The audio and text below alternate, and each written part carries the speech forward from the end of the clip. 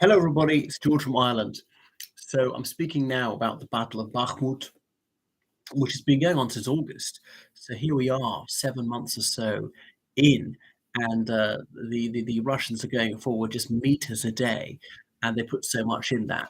So I'm reading this from mostly Western sources, claiming that the Russians outnumber the Ukrainians 10-1 there. I don't know that's true.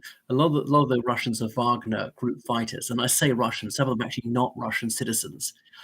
Maybe Tajiks, Kyrgyz, perhaps Belarusians, maybe Serbians, Montenegrins, I don't know, because they've used various other nationalities in Wagner. Nevertheless, Wagner Group would be at least 90% Russian citizens. And so they recruit people from prison. Even a luckless Zambian student who was in Russia, who was caught with some cannabis, given a very long prison sentence, and he volunteered to get out of jail. Russia is a sort of carceral state, even if you're outside the prison walls. And unfortunately, he lost his life a couple of months ago in East Ukraine. Um, and the people that Wagner recruits or the Russian army drafts are often not ethnically Russian. They're Russian citizens, but they be Buryat, Yakuts, Chukchi, Tatar, Chechen, Dagestanis, whoever. Ethnic minorities, indigenous ethnic minorities. In Russia, they've got two different words for Ruski, Rusianin, depending whether you're ethnically Russian or you're a Russian citizen of a different ethnic group. So there's the ethnic minorities, the people who are peripheral, the socially marginal, the poor. They're the ones who are thrown into the conflagration and their lives just thrown away. So the Wagner fighters, perhaps I shouldn't even call themselves, often very low grade, no disrespect to them, but often they've had little or no training or very poorly equipped. So the Russian army and Wagner Group are not the same.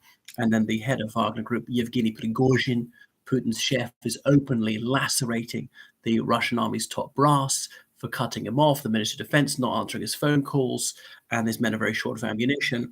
And I suggest that smacks of some desperation. He's been forced to do that. Remember, he was bragging his troops, Wagner, that they'd taken ground, not the Russian army, that he wanted Bakhmut because he was going to use that because it's got white wine industry and salt mines. But you need human resources. They don't have people to do the work, and the cities are almost entirely wrecked. But there have been such high casualties. I mean, Western sources have claimed that there are at least 5 Russian casualties from every Ukrainian casualty. I would take that with a pinch of salt. I've often cited William Howard Russell. I know his name is almost worn out now. The first casualty of war is truth. So maybe it's 4 times more, maybe it's 3 times more. I don't think anyone disputes that it's more. The Russians are suffering more than the Ukrainians, partly because the Russians are sending forward troops, in these suicidal attacks, and they've got very little ammunition, poor equipment, and all the rest of it, and they've been rushed through basic training. The Ukrainians are well dug in, are increasingly well equipped with these Western arms shipments. Nevertheless, the Ukrainians have sustained significant casualties. Is it too much? But it seems like not. Zelensky was saying a few days ago, he discussed it with the commanders, they're against withdrawal, they're carrying defending it. That one last road that supplies them, that's been bombarded, but they're holding on. So it's possible the Ukrainians could actually win. Could Russia conclude, this is not worth it? Even if it wins, even if we win, it's a victory of Pyrrhos. And both sides are claiming to inflict hundreds of casualties a day on each side.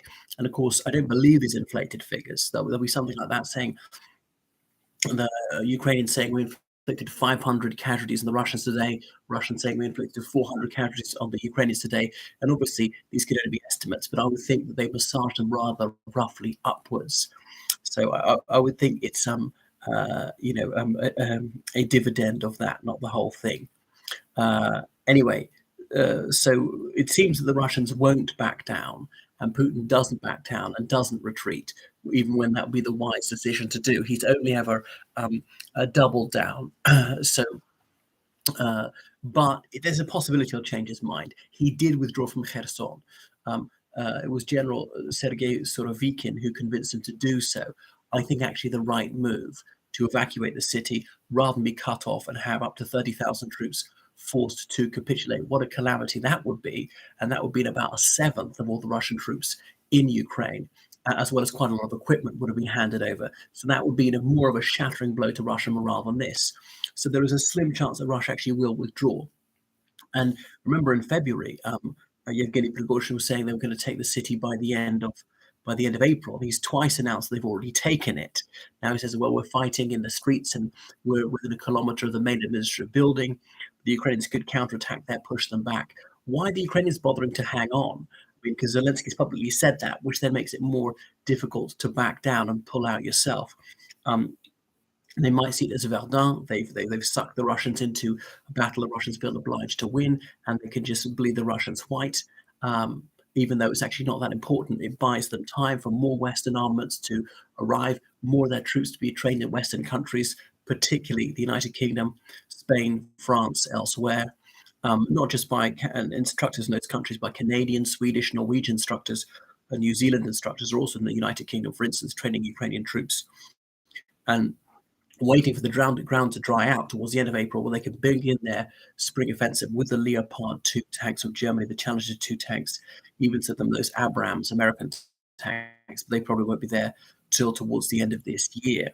Um, uh, so that's why they think they can have some success and maybe push down to the Sea of Azov, break that land bridge between Russia and the Crimean Peninsula, cut off a lot of Russian troops, maybe force them to withdraw or to run up the white flag, things like that. So I think there's a slim chance that Ukraine will win this battle of Bakhmut. But even if they're forced to pull out, is that really a defeat? I mean, you might say, well, the objective of the battle was to retain control of the city. If they lose control of the city, yeah, it's a defeat. But if you've inflicted several times more casualties on your foe than you've sustained yourself, then that's a success. But Russia has large reservoirs of manpower. What they lack in quality, they can make up for in quantity, a bit like the Second World War. I mean, the German equipment apparently was superior in almost every regard, but there was just far too little of it.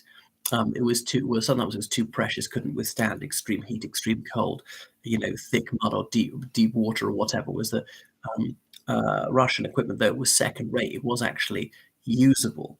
And if you couldn't utilize a German tank, it's no good how excellent it is. How fast it can go, how far the range of the gun is, and how whatever accurate that gun is. So I think it's unlikely that Ukraine will win this one, strictly speaking, be pushed out of the city at some point. But I thought it would have fallen by now.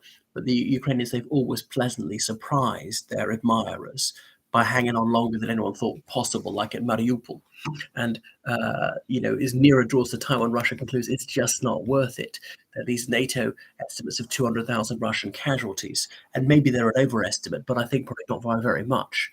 But Putin thinks that stringing this out means that Trump might be back in the White House. All he has to do is wait in 22 months. Trump has publicly said he would end this war now by saying to Putin, yeah, you can keep some of your ill-gotten gains, some of the lands you've illegally seized. Yeah, right of conquest, you can have it. And cut off all arms supplies to the Ukrainians. So they agree to that. But that wouldn't actually end the war. It would just delay it by a year till Putin thinks he's built up a strength and attack again. But can Putin go on fighting forever? It's estimated Russia's lost about half its tank fleet. They claim to have about 8,000 tanks, and now some of that will be a lie. Getting T-62s out of the warehouses. They're called 62 because they were built in the year 1962. Now, not all these tanks are 61 years old. Some of them were built in the late 60s into the 70s, according to that. Then the T-72 came along. But anyway, they're all at least half a century old, and we know the Russians do a very bad job of maintaining these tanks. So these museum pieces will often just be rusted beyond use. So suppose they didn't have 8,000, they had 6,000, and then some of those will be unusable. So if they're usable tanks, they've lost about half. I'm surprised that NATO countries don't give Ukraine the missiles to fire to that Ural Vagon Zavod factory near Sverdlovsk and just blow up the tank factory. But so Putin might be running out of tanks, other equipment, as about to repurpose anti-ship missiles to use on land, use these very expensive, what they're called, I forgot how you call them, Zhirkan, the Jinkal dagger missiles. Dagger is what it means. And yes, there's going to be another draft this year, but the suffering might just be too much, especially if someone wants to boost the population. The economic suffering is just too much. So, and if he waits almost 2 years, Trump doesn't necessarily come to the House, back into the White House. Looks like Biden will be re-elected. If not Biden, would it be Kamala Harris? If the Republicans do win, may well be Ron DeSantis. Probably wouldn't be as bad as Trump for Ukraine. And even Trump, he's like a weather vane. He might actually be pro-Ukraine. He could savage Biden for the other side and say, you weren't tough enough on Putin. You didn't arm him enough. So stringing out the war does not necessarily play to Russia's advantage. I think it probably does, but I'm not certain because Putin has probably read the Western psychology correctly. Westerners are used to a soft, comfortable life, to high living standards, and will eventually get fed up of paying the cost of this war and say, oh, let's stop the senseless slaughter. Let's cave in and give Putin what he wants, anything for a quiet life.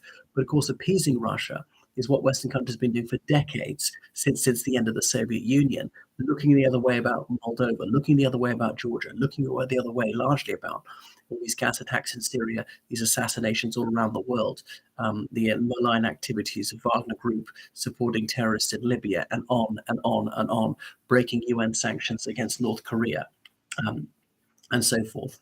Anyway, thank you for so much watching my channel. So please subscribe on Patreon, donate on PayPal. Goodbye.